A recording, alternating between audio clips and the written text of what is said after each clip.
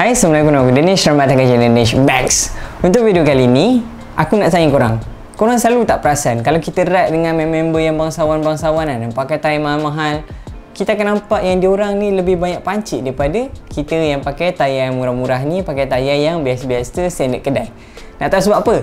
Aku akan cerita dalam video kali ni. Baiklah, mula-mula sebelum kita cerita semua benda tu, aku nak cerita dulu pasal construction tayar. Okey, macam ni kat sini aku ada tayar GP4000 dan GP4000 ni sebagai reference korang lah. Okey, dan mungkin korang rasa tayar ni yang paling penting dia adalah dia punya bunga tayar ni kan.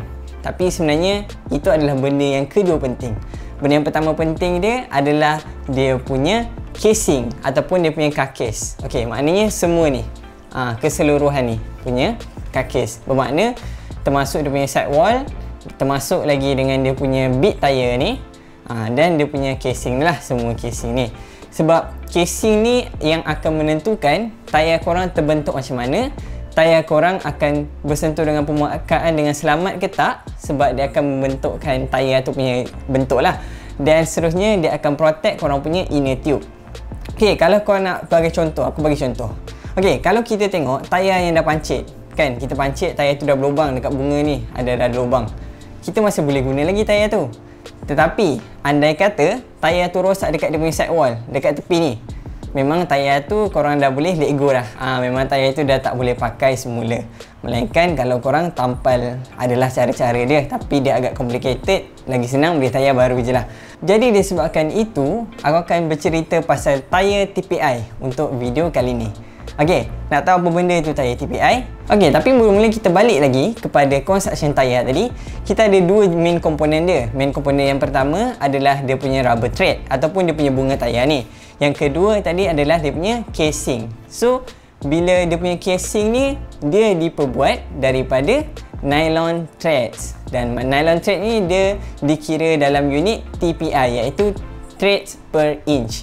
Okay, so korang faham lah maksud TPI tu apa benda. Okay, jadi mula aku akan cerita dulu dia punya history sedikit. Macam aku cakap tadi, dia punya bunga tayar ni tak terlalu penting. Dia bergantung kepada kelicinan ataupun korang punya grip je lah dekat situ. Tapi tayar tu masih boleh pakai. Cuma aku tak recommend lah korang pakai tayar yang dah haus. Okay, macam tayar ni dah haus kan. Lepas tu, kebanyakannya zaman dulu-dulu, tahun sebelum 60-an, kebanyakannya diorang buat tayar ni, diorang akan gunakan fabric. Fabric tu maksud aku apa? Maksud aku adalah kain. Ya, pasal tu kita tengok tayar dulu-dulu dia lebih banyak dalam tan wall ataupun skin wall. Macam tayar Victoria ni. Macam tayar kat belakang aku ni, tayar Victoria ni. Dia punya looks dia punya rupa dia. Rupa dia lebih banyak kepada skin wall. Tapi sejak tahun 60-an, dia dah start untuk menggunakan material nylon thread tadi. Sebab apa? Sebab nylon thread ni dia lebih kuat. Jadi bila dia lebih kuat, bermakna tayar tu akan lebih tahan lama. Okey, jadi untuk threads ni pula, TPI ni dia ada beberapa version. Dia ada 3 jenis.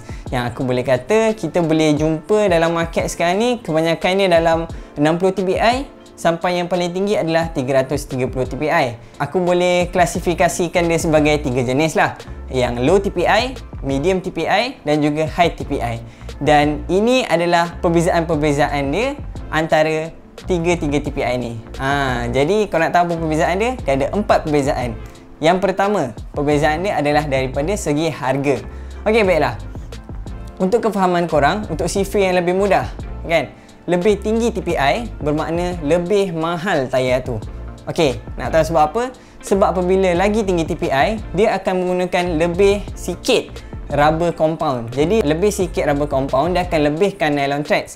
Jadi bila lebih nylon thread, akan lebih banyak nylon thread dan itu akan menyebabkan tayar tu lebih mahal.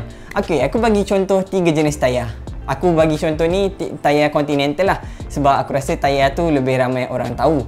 Okey, yang pertama aku ada tayar Continental Ultra Sport. Yang ini adalah 80 TPI. Aku boleh klasifikasikan dia sebagai low TPI punya tayar.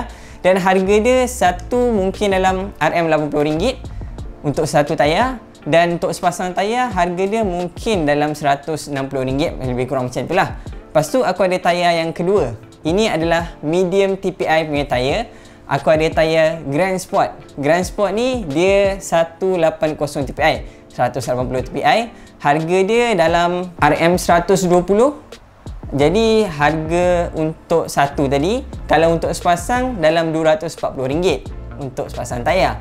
Dan aku ada tayar high TPI iaitu GP5000, yang ini memang aku tahu famous gila, semua orang kenal. Dan dia punya TPI adalah 330 TPI. Untuk harga dia pula, satu adalah RM180 ke RM190 macam itulah. Dan kalau sepasang harga dia dalam RM380 ke RM400.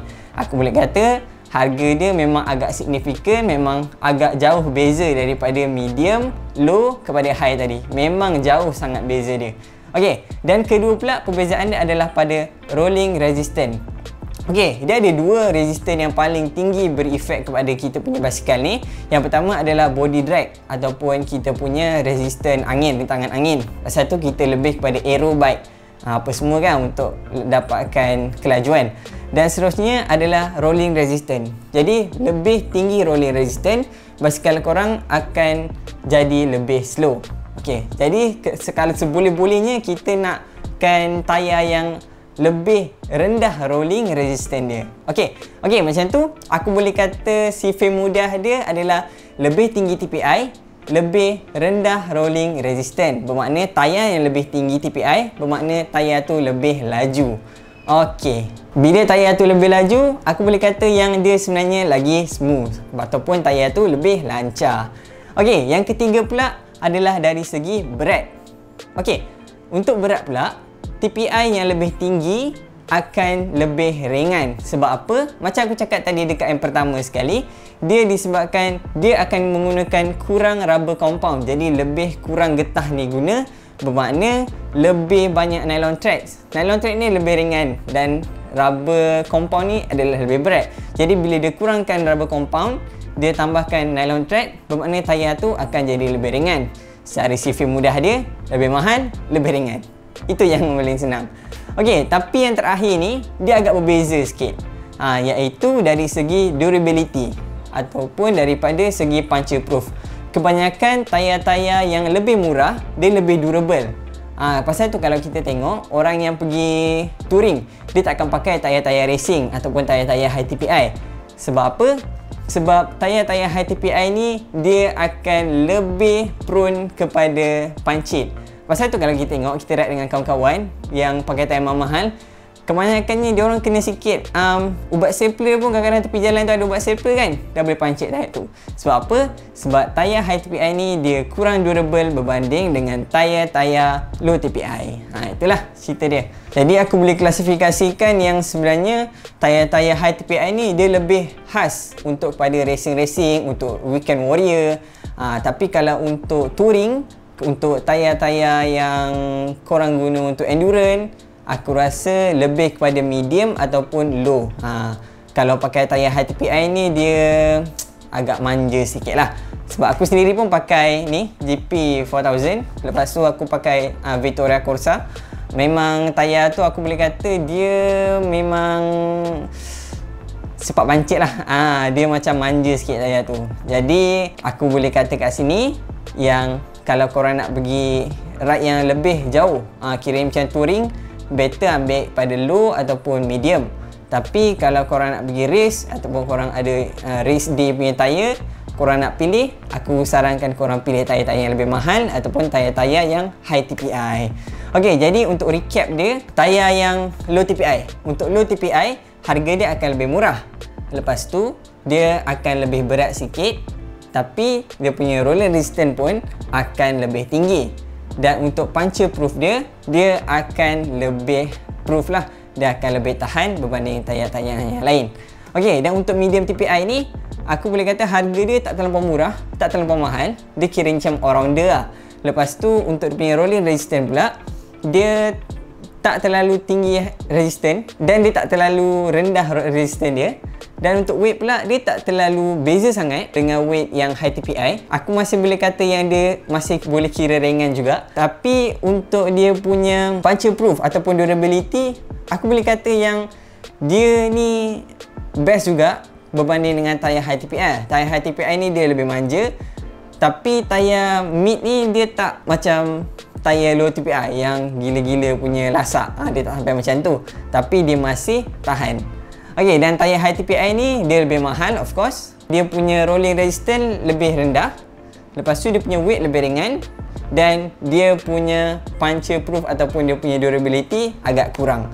Okay, aku rasa itu saja kot untuk video kali ni. Dan semoga video ni membantu korang untuk faham apa itu tayar TPI dan kenapa tayar TPI ni penting untuk setengah orang yang perlukan kelajuan. Mungkin aku tahu korang akan cakap yang kaki nombor 1 kan. Ya betul, kaki memang nombor 1. Ataupun basikal ni 20%. Tapi lebih baik kita dapatkan 20% tu secara full, 20%. Aku rasa macam tu lah. Dan kalau orang nak beli barang, aku sarankan korang beli barang yang paling-paling berbaloi untuk korang beli. Sebab channel aku kebanyakannya aku bukan cerita untuk orang-orang pro rider. Sebab pro rider dia dibayar ataupun dia ada kabel-kabel dia untuk dapatkan barang tu dengan lebih murah.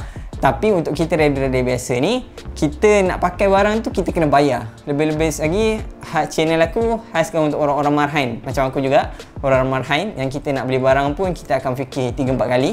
Bukannya kita orang jenis swipe-swipe ataupun kita jenis yang kalau tengok barang boleh terus beli je. Okay, so aku rasa kalau video ni bermanfaat untuk korang, aku harap korang boleh tinggalkan like, komen dan subscribe.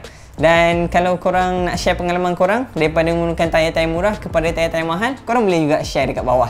Okay, dan aku harap korang stay safe, stay healthy dan stay at home. Dan aku rasa itu sajalah untuk video kali ini dan kita akan jumpa dalam next video. Assalamualaikum.